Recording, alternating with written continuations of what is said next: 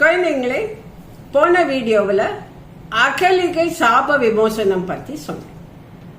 அகலிகையோட சாபம் தீர்ந்து அவள் தன்னுடைய உருவத்தை பெற்ற பிறகு விஸ்வாமித்திரரும் ராம லக்ஷ்மணர்களும் தங்களோட பயணத்தை கண்டினியூ பண்றாங்க. அவங்க மிதிலை போய் சேர்றாங்க. நான் ஏற்கனவே சொன்னேன், மிதிலை விழாக்கூலம் பூண்டு இருக்கு. ஏன்னா அங்க பெரிய யாகம் நடக்க போகிறது. அதனால் எல்லோரும் சந்தோஷமா இருக்காங்க. யாகத்துக்கான ஏற்பாடெல்லாம் நடக்கிறது. அந்த இடத்துக்கு விஸ்வாமித்திரர் போன உடனே ஜனகருக்கு மிகுந்த மகிழ்ச்சி. அவர் முதல்ல தன்னுடைய மந்திரி சதானந்தரை அனுப்பி விஸ்வாமித்திரரை வரவேற்கிறார். பிறகு தானே அவரை வரவேற்று அவருக்கு தகுந்த உபச்சாரம் எல்லாம் பண்ணிட்டு, கூடவே 2 இளைஞர்கள் இருக்காங்க, சின்னவங்க. அவங்கள பத்தி கேக்குறேன், யார் இந்த பிரகாசமா இருக்காங்க, அப்படி ஒரு தேஜஸ் இருக்கே இவங்க முகத்துல, இந்த 2 பேரும் ஒரே சாயல்ல வேற இருக்காங்க, இவங்க 2 பேரும் யாருன்னு கேக்குறாங்க. அப்போ விஸ்வாமித்திரர் சொல்றார், இவங்க 2 பேரும் தசரத மகாராஜாவுடைய குமாரர்கள். நான் அவர்கிட்ட என்னுடைய யாகத்தை அசுரர்கள் கெடுக்கிறாங்கன்னு சொன்னப்போ தசரத மகாராஜா இவங்க 2 பேரையும் என் கூட அனுப்பிச்சு வச்சாங்க. அவர்கள் 2 பேரும் அசுரர்களை அழித்து என்னுடைய யாகத்தை காப்பாற்றி கொடுத்தார்கள். நான் அவர்களோடு மிதிலையை பார்க்க வந்தேன் அப்படின்னு சொல்றேன். உங்க நாட்டில் நடக்கக்கூடிய யாகத்தில் பங்கு பெறுவதற்காக வந்தேன் அப்படின்னு சொல்றார். அப்படியா, ரொம்ப சந்தோஷம். அப்புறம் இங்கே சிவதனுசு இருப்பதாகவும் கேள்விப்பட்டேன் அப்படின்னு சொல்றார். அப்ப ஜனகர் சொல்கிறார், ஆமாம், இந்த சிவதனுசை எடுத்து நாணேற்றுபவருக்கு என்னுடைய மகளை கல்யாணம் செய்து கொடுப்பதாக நான் இருக்கிறேன். இந்த இளைஞர்களும் வரட்டும், முயற்சி பண்ணி பார்க்கட்டும் அப்படிங்கிறார். அடுத்த நாள் ராமலட்சுமணர்கள் ஜனகருடைய சபைக்கு போகிறார்கள். அப்போ விஸ்வாமித்திரர் அவர்களை கூட்டிக் கொண்டு போயிட்டு ராஜா கிட்ட சொல்றார், இவங்க 2 பேரும் வந்திருக்கிறார். அப்ப ராமர் கேட்கிறார், அந்த வில்லை நான் பார்க்கலாமா அப்படின்னு. அப்போ ஜனகர், பார்க்கலாமாவது, முடிந்தால் நானேற்றி என்னுடைய மகளை திருமணம் செய்து கொள்ளலாம் அப்படிங்கிறார்.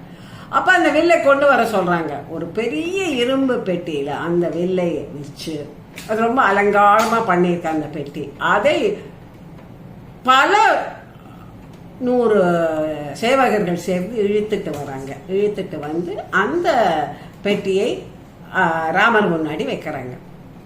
ராமர் அந்த பெட்டியை திறந்து பார்க்கிறார். பார்த்து ஜனகரை பார்த்து கேட்கிறார், நான் இந்த வில்லை தொடலாமான்னு. தொடலாமா, தாராளமாக அப்படிங்கிறார். அவர் ரொம்ப லாகவமா அந்த வில்லை எடுத்துடுறார். இதுக்கு முன்னாடி பல அரசகுமாரர்கள் அந்த வில்லை எடுக்கவே முடியாம திணறிட்டு முடியாம தோற்று போயிருக்காங்க. இவர் என்னடானா ரொம்ப லாகவமா ஏதோ பூவை எடுக்கிறத மாதிரி அந்த வில்லை எடுக்கிறார். எடுத்தது மட்டும் இல்லாமல் அந்த வில்லை நானேற்றி அம்ப இப்படி காது வரைக்கும் இழுக்கிறார். அது இழுத்த உடனே அந்த வில்லு உடைஞ்சிருது. தடால்னு ஒரு சத்தம் கேட்கிறது. இதைத்தான் கம்பர் சொல்றாங்க, எடுத்தது கண்டனர், இற்றது கேட்டனர். எல்லாரும் வில்லை எடுத்ததை தான் பார்த்தாங்க. உடனே அந்த வில்லு நானேற்றினார், உடைஞ்சு போயிடுச்சு. ஜனகருக்கு ஒரே மகிழ்ச்சி. இந்த வில்லை எடுத்து நானேற்றக்கூடிய பலசாலிக்குத்தான் என்னுடைய மகளை கொடுக்கறதாக இருந்தேன். இப்போ எனக்கு இரட்டிப்பு சந்தோஷம். இந்த வில்லை எடுத்து உரித்தவன் தசரத ராஜாவுடைய மகன், என்னுடைய மகள் மிகவும் கொடுத்து வைத்தவள் என்று சொல்லி சீதையை அவளுக்கு திருமணம் செய்து கொடுக்க சம்மதிக்கிறார். உடனே விஸ்வாமித்திரர் தசரதனுக்கு தகவல் அனுப்புகிறார். நடந்த விஷயங்களை எல்லாம் சொல்லி ஜனக மகாராஜா ரொம்ப ஸ்பீடா போற மெசஞ்சர்ஸ் கையில விஷயத்த சொல்லி அனுப்புறாங்க. அவங்க போய் தசரத மகாராஜா கிட்ட சொல்றாங்க, விஸ்வாமித்திரரோட அனுப்பும் பொழுது ஐயோ என்னுடைய மகனுக்கு என்ன ஆபத்து வருமோ அப்படின்னு எல்லாம் கற்பனை பண்ணி கொண்டிருந்த தசரத மகாராஜாவுக்கு இந்த விஷயம் மிகுந்த மகிழ்ச்சியை கொடுக்கிறது. அப்படியா, என்னுடைய ராமனுக்கு திருமணம் நடக்க போகிறதா அப்படின்னு சந்தோஷப்பட்டு உடனடியா எல்லா ஏற்பாடுகளையும் பண்ண சொல்றாங்க. ஒரு பெரிய பரிவாரமே மிதிலைக்கு கிளம்புகிறது. அவங்க மிதிலைக்கு போய் சேர்ந்து அங்கே திருமணத்துக்கான ஏற்பாடுகள் எல்லாம் நடந்து கொண்டிருக்கின்றன. அப்புறம் இவங்க வந்த உடனே ராமனுக்கும் சீதைக்கும் திருமணம் நடக்கிறது. இது மிக சிறப்பான ஒரு தருணம்.